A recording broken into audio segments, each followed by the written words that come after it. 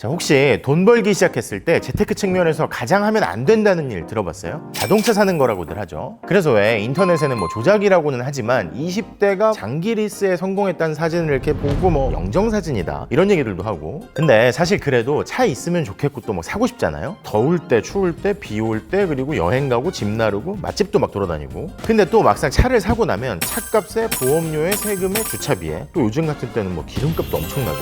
그리고 또 막상 차를 샀다고 해도 얘를 타고 다니는 시간보다 얘가 주차장에 있는 시간이 더 길잖아. 그리고 또 어떤 통계 보니까 서울시에 있는 주차장 면적을 다 합치면 서초구 면적 정도 된다고 해요. 앞으로도 뭐 국내에 있는 도시들이 계속 발전을 한다면 주차비가 뭐 뉴욕, 샌프란 이런 데처럼 더 비싸지기도 하겠죠. 근데 오늘 주제인 이 브랜드가 바로 그런 점들을 좀 풀어보겠다고 서비스를 내놓은 거죠. 필요할 때 짧은 시간 동안에만 차를 빌리는 것도 가능하고, 내가 있는 곳 근처에서 24시간 동안 빌리고 반납하는 것도 가능하고, 빌릴 때 사람을 직접 안 마주쳐도 되고 서류 같은 거 안 써도 되고 뭐 스마트폰만 있으면 되는. 그리고 제가 이 브랜드 얘기를 하고 싶었던 건 무엇보다도요, 가장 드라마틱한 스타트업 사람들의 이야기가 담겨 있는 것 같아서였어요. 안정적인 길을 마다하고 창업에 도전해서 성공하고 또 반향을 일으킨 서비스를 만들었는데 돈을 못 벌어서가 아니라 다른 문제에 부딪혀서 멈춰서고, 또 그걸 뛰어넘는가 싶었더니 이번에는 정치인들이 아예 법을 바꾸면서까지 사업을 막아버리고, 그럼에도 불구하고 포기하지 않고 한 걸음 한 걸음 나아가는 사람들. 자, 이번 주제는요, 차량 공유 서비스로 시작해서 차량 관리, 주차 플랫폼, 공유 전기 자전거, 그리고 자율주행까지 모빌리티를 혁신한다. 쏘카입니다.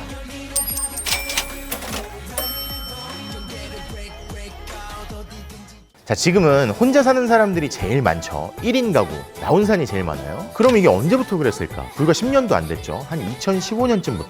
그 전에는 그럼 어땠을까? 1980년대 중반부터 2010년대 초반까지는 4인 가구가 제일 많았어요. 거의 30년 동안. 엄마, 아빠, 형제, 자매 해가지고 이렇게 4식구 있잖아요. 그래서 모든 것들이 4인 가구 중심으로 세팅이 됐죠. 집도 그렇고요. 부부방, 자녀들 방, 그리고 식당에 가도 4인 테이블이고, 자동차도 왜 집에 한 대만 있으면 4식구가 다니기에 딱 좋은 뭐 그런 거 있잖아요. 그러다가 시간이 갈수록 급격하게 2, 3인 가구가 늘었고요. 2015년부터는 아예 전체 가구의 3분의 1가량이 1인 가구가 됩니다. 1, 2인 가구를 합치면 거의 전체의 60% 가까이 되죠. 그러니까 이 4인 가구에 맞췄던 세팅이 또 점점 달라지는 거지. 특히 차의 경우에는요, 가구마다 차가 필요하다고 치면 필요한 자동차 대수 자체가 늘어나는 거죠. 그리고 이렇게 1인 가구가 급격히 늘던 2011년 쏘카 서비스가 시작됩니다. 원래 출발은 제주도에서 차량 100대로부터였는데요. 제주도에서 살면서 일했던 다음 직원 출신의 창업자가 보니까요, 제주도에서 육지보다 차 쓸 일이 많은데 식구마다 이렇게 차를 살 수는 없는 거잖아, 모든 사람들이. 근데 또 기존의 렌터카는 빌리는 그 단위 시간 자체가 길고, 게다가 이 렌터카들이 관광 비성수기에는 다들 놀고 있는 거잖아요. 그래서 제주도 주민도 관광객도 누구나 짧은 시간만 차를 쓰더라도 손쉽게 차를 빌릴 수 있는 서비스를 만들고 싶더래. 근데 생각해보세요. 차를 빌려주는 사업을 하려면 일단 차가 있어야 될 거 아니에요?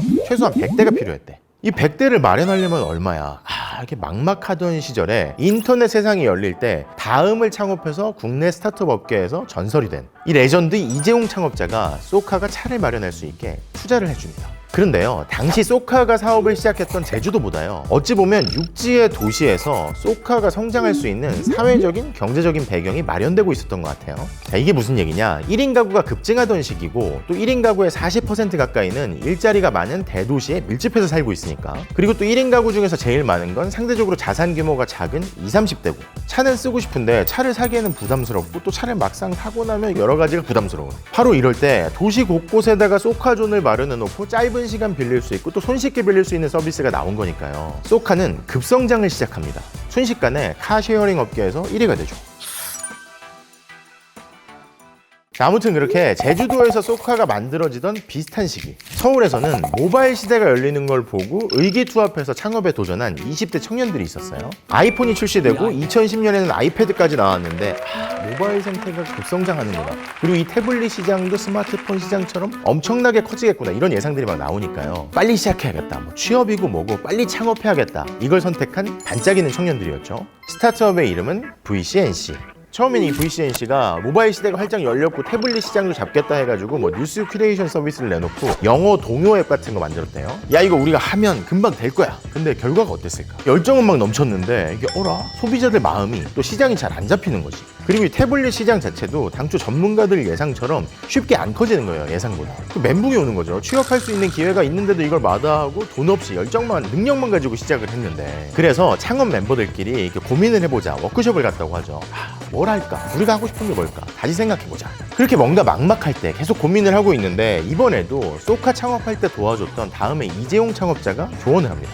회사는 나아가야 할 명확한 비전을 가져야 한다. 이게 어찌 보면 당연한 얘기 같기도 한데 창업 멤버들이 거기에 감화가 돼가지고 워크숍 3일 동안 밤 늦게까지 술을 마시면서 계속 얘기를 했대. 제주도 공기가 맑아서 막 술이 막 안 취한대. 3일 내내 밤낮 없이 얘기를 했다는 거예요. 우리가 처음에 왜 창업을 했고 우리가 이루고 싶은 건 뭘까? 그래서 고민을 하다가 의견이 모인 게 우리가 하고 싶었던 건 앞으로 더 커질 모바일 세상에서 감성적인 메시지로 관계성을 증진시키는 거다. 그렇게 비전을 세우고요. 곰곰이 시장을 관찰하면서 소비자들이 뭘 원하는지를 막 쫙 봤대. 근데 보니까 기존의 SNS 많이들 하는데 이게 열린 공간이잖아요. 그래서 이렇게 새로운 사람들의 의견도 보고 뭐 알게 되고 이런 건 좋은데 이것 때문에 스트레스 받는 일이 많은 거야.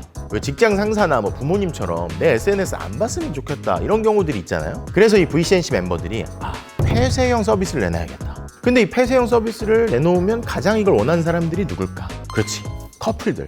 그렇게 해서 내놓은 서비스가 이 커플들의 세계를 흔들었다는 비트윈입니다. 나는 여친 남친이 있어. 이거의 상징이었다는. 비트윈 써봤니?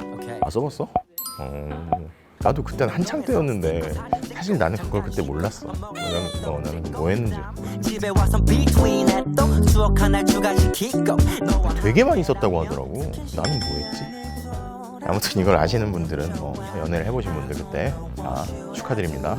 아무튼 이 비트윈 앱을 출시할 때쯤에는 VCNC 창업팀이 너무 바쁘고 돈도 없어가지고 막 사무실에서 먹고 자고 집에 가더라도 잠깐 씻고 눈 붙이고 나오는 정도를 반복했대요. 그래서 이 VCNC의 박재욱 대표 같은 경우에는 처음에 맨날 새벽에 들어가니까 우유 배달하시는 분이랑 계속 마주쳐가지고 안면을 트고 할 정도였대요. 그리고 비트윈은 처음부터 빵 터졌죠. 근데 왜 그 유명한 스티브 잡스의 스탠포드 연설에 이런 대목이 있잖아요. 각각 따로 있었던 것 같던 점들이 서로 연결된다는 얘기. 그렇게 비슷한 시기에 같은 인물에게 도움을 받고 출발한 쏘카와 VCNC가 각자 급성장을 하고 또 투자도 받고 잘 나갈 때쯤이었던 2018년 따로 떨어진 두 점 같던 스타트업을 연결하는 계기가 생깁니다. 이 두 스타트업의 창업에 물심양면으로 도움을 줬던 이재용 다음 창업자가 쏘카 대표를 맡고 난 뒤에요. 쏘카가 VCNC에게 손을 내민 거죠. 두 회사의 역량을 합쳐서 모빌리티 분야에서 혁신을 일으켜보자. 그리고 박재욱 대표의 VCNC는 그 손을 잡습니다. 쏘카가 VCNC를 인수하게 되죠. 근데 당시에 흔히 스타트업 씬에서는 그렇지만요. 이재용 대표가 키를 쥔 쏘카로서는 잘 나가는 서비스 비트윈을 가져와서 시너지를 내겠다 뭐 이런 계산도 있었겠지만요. 그거 이상으로 창업 초창기부터 봐왔던 저 VCNC의 창업 멤버들과 함께 가겠다 이런 포석도 있었을 거예요. 무엇보다 우리가 베팅하는 건 인재다. 실제로 VCNC를 인수한 쏘카는요, 젊은 피 VCNC의 박재욱 대표에게 쏘카의 최고 운영자 자리를 맡겼고요. 그리고 쏘카와 함께하게 된 지 3개월 만인 2018년 10월 쏘카가 품은 VCNC는 또 한 번 돌풍을 일으키는 서비스를 내놓습니다. 타다였어요. 왜 다들 택시 타보면서 이렇게 뭔가 좀 아쉬운 비슷한 경험을 해보는 경우가 많잖아요. 타다 서비스가 출시될 당시에는요 11인승에서 15인승 승합차를 빌릴 때는 기사를 알선해주는 게 가능했어요. 그러니까 타다는 초단기 렌터카 서비스를 만들면서 기사 소개도 함께하는 서비스를 제공한 거죠. 해외에 많은 리무진 서비스의 대중화라고나 할까? 그렇게 해서 출시된 타다의 요금은 일반 택시보다 상대적으로 비쌌지만요, 어찌 보면 기존에 이동할 때는 잘 채워지지가 않았던 사람들의 상식적인 니즈, 이게 충족되면 이용자들이 열광하고 불과 출시 1년여 만에 기본 서비스 가입자 170만 명을 모으고 서비스 차량도 1,500대를 넘길 수 있었던 거겠죠. 그런데 아시다시피 타다의 인기가 높아질수록 기존 택시업계의 반발도 거세졌습니다. 급기야 2019년에는 검찰이요 타다가 위법 콜택시라면서 쏘카의 이재용 대표 그리고 VCNC의 박재욱 대표를 기소했고요. 그럼에도 불구하고 1심에서 무죄 판결이 나면서 타다 서비스가 계속되는가 싶었는데 2020년 이번에는 갑자기 아예 국회가 나서서 타다 서비스를 못하게 막겠다 앞장서고 나섰죠. 외국에는 우버도 있고 무슨 서비스도 있고 많던데 이게 빠르게 변화하는 세상에서 다들 창업을 장려한다면서 과연 이게 맞나? 뭐 이런 여러 의견들이 있었는데 속전속결로 이른바 타다 금지법을 통과시켜버렸죠. 국회의원 선거를 불과 한 달여 앞둔 시점이었어요. 가결됐음을 선포합니다. 그래서 당시에 선거를 코앞에 둔 정치인들이 택시업계의 표를 의식한 행보를 보였다 이런 얘기도 나왔던 거고요. 어쨌든 그러면서 기존의 타다 서비스는 출시 1년 6개월 만에 사실상 좌초하게 됐습니다.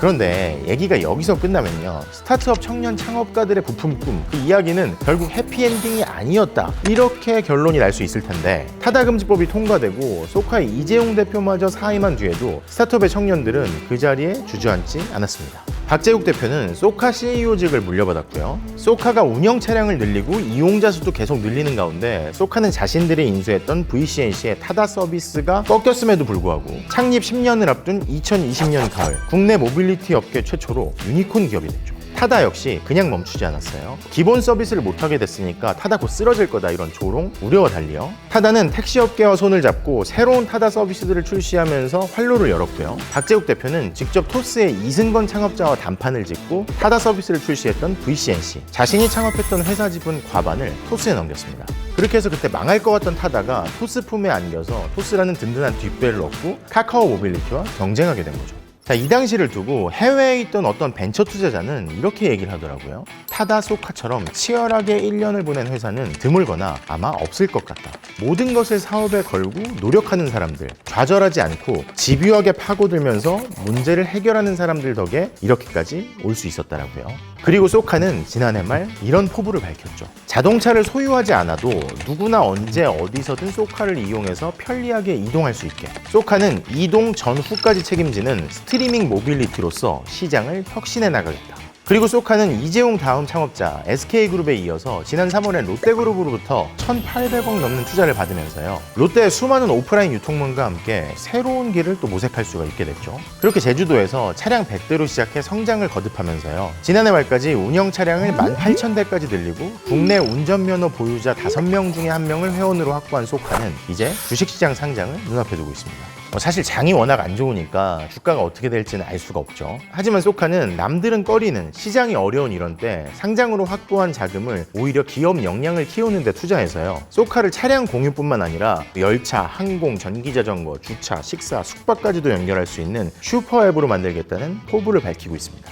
도망쳐서 도착한 곳에 낙원은 있을 수 없다라는 유명한 얘기가 있는데요. 길을 막고 없애려고 해도 도망치지 않고 기존의 시스템에도 편승하지 않고 각자의 자리에서 도전을 이어온 청년 창업가들의 미래, 그리고 쏘카의 앞날은 어떻게 될까요? 정말 상장을 통해서 그들이 꿈꾸는 서비스로까지 더욱 성장할 수 있을까요? 그건 알 수 없지만요. 아무쪼록 성장이 멈춰버린 것만 같은 시대에도 포기하지 않는 스타트업, 창업가들, 기업인들이요. 활력을 일으키고 또 다른 희망을 보여주기를 응원하면서 이야기를 마치겠습니다. 여전히 내 심장 뛰고 있어.